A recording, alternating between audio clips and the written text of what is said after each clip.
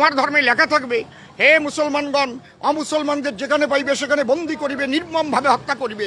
আর আমি হিন্দু হয়ে সেটা বলতে পারবো না। আমি বলেও যদি মরেও যাই তবু আমি অমরই থাকবো।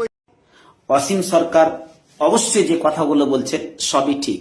যদি এরকম কিতাব যদি ওয়াসিম সরকার কোর্টে যদি হাজির করে দেয়, পার্লামেন্টে যদি নিয়ে যায়, কোর্টে যদি এই ধরনের কিতাবকে যদি ওয়াসিম সরকার নিয়ে যায়, মানে এরকম কোরআন শুধু তর্জমা করা হয়েছে, ব্যাখ্যা বিশ্লেষণ করা হয়নি, যেই কিতাবের মধ্যে ব্যাখ্যা বিশ্লেষণ তাফসির করা হয়নি, এই ধরনের কিতাবকে যদি ওয়াসিম সরকার কোর্টে যদি নিয়ে যায়, মুসলিম ফেঁসে যাবে, মুসলিম লাস্টে দোষী হবে।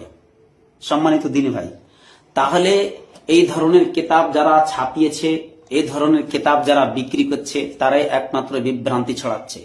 কিতাবে কি বলা হয়েছে দেখুন, আপনিও নিজেও অবাক যাবেন। কেন মুসলিম, কেন হিন্দু, কেন পৃথিবীতে যত সম্প্রদায় আছে সবাই কিন্তু এরকম কিতাব পড়ে বিভ্রান্তিতে পড়বে। কি বলা হয়েছে তাহলে? এখানে স্পষ্ট ভাবে লেখা আছে যে ফায়দান সালাখাল আশহুরুল হুরুম ফাকতুলুল মুশরিকিনা হাইসু ওয়াজাদতুমুহুম ওয়া খুযুহুম ওয়াহসুরুহুম ওয়াকউদু লাহুম কুল্লা মারসাদিন। এখানে বলা হয়েছে ফায়দান সালাখাল আশহুরুল হুরুম, যখন 4টি মাস, সম্মানিত মাস, হারাম মাসগুলো অতিবাহিত হয়ে যাবে, ফাকতুলুল মুশরিকিনা, তখন মুশরিকদেরকে হত্যা করো, হাইসু ওয়াজাদতুমুহুম, যেখানে পাবে,